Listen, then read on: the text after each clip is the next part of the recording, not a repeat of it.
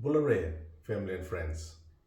My Nana Levo, Aunty Mili, was the most generous person I knew. She shared the same family name with my mother, Luciana. Aunty Mili Vuniwanga Levo, or as she would say, don't you blurry Auntie me. She was affectionately known by many as Aunty Mili, a mother figure in the Fijian community wherever she lived. I was so fortunate that she was my mother figure when I migrated to Seattle in 1999. A strong-willed, fearless, caring, accepting, and a very generous woman with a personality that can light up any room that she walked into. She was one of the earliest Fijians to settle in the United States in the 70s with her former husband, Mr. Moril. Together, they would travel the world and lived in Kuwait for some time before returning to the US.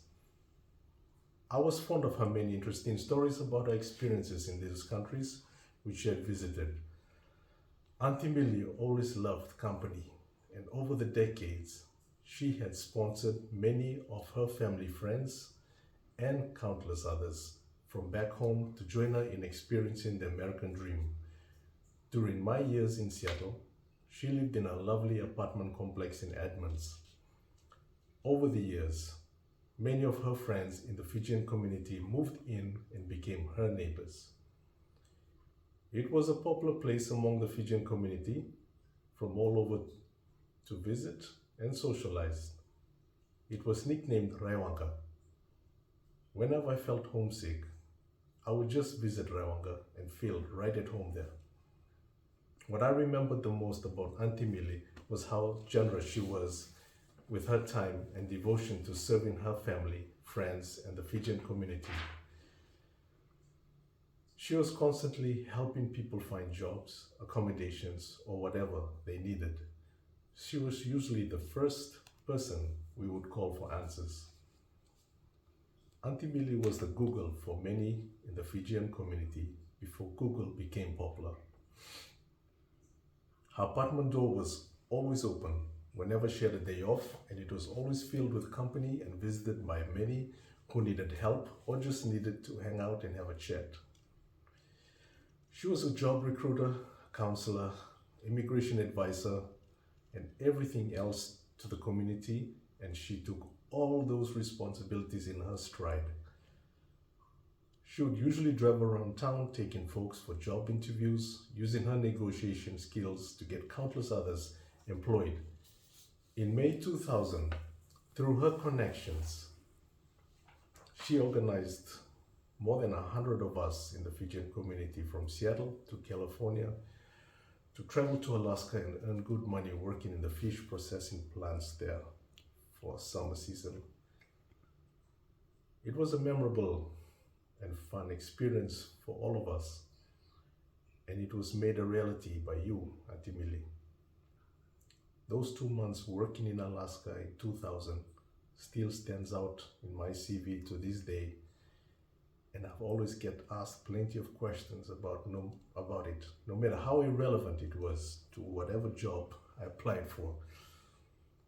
Auntie Mili was a huge influence for many, including myself, and I will always appreciate her blunt and honest advice and opinions. Whenever you would ask her for her opinion, she would always tell you what you needed to hear and not what you wanted to hear, and she always meant well. In 2000, she moved to Douglaston, New York for work. She was a caregiver for a retired Swiss-American engineer in his mansion. It was a house big enough to host a rugby team. Her client and his family loved Auntie Mili, and everyone was welcome to stay at the mansion. It was a short time until she was able to find work for many of her friends in Seattle and California, and made it possible for them to experience New York with her. When I visited her in late 2005, the mansion was well occupied by familiar faces from Seattle who would spend the weekend there before returning to work on Mondays. It was a fun reunion, and I joked to her, "Auntie, You really moved Rewanga to New York, to which she replied, "Iku talangan." And we shared a good laugh.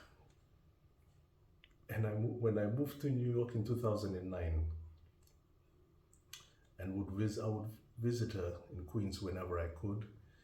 And we would usually drive to Jamaica, Queens, for shopping and lunch at the many curry houses there. I would enjoy watching her bargaining with the dealers there for jewelry and handbags, and she was great at it. I would just feel sorry for the dealers because she was a tough negotiator. She would say, "Luvengu, you gotta know how to con the con." She moved to Sacramento in 2011. I later drove her station wagon with her belongings from New York to California that summer. That was the last time that I saw her in the US before I migrated to Switzerland later that year.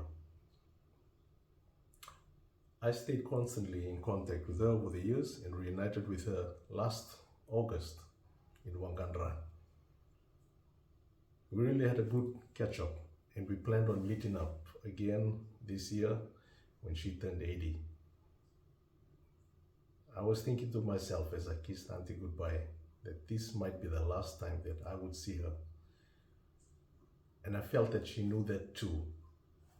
But I didn't want to act like it would be our last meeting. Yombadi was takipinaka. Listen, Aunty Mili, I have so many great memories with you and will cherish each moment with you. Thank you for being by my side throughout the years, including the good and the bad. It would have been great to be a fly on the wall when Aunty Mili arrived at the pearly gates. Rest in peace, Aunty Mili. You left your mark on the world, and you will live to hold a special part in our hearts.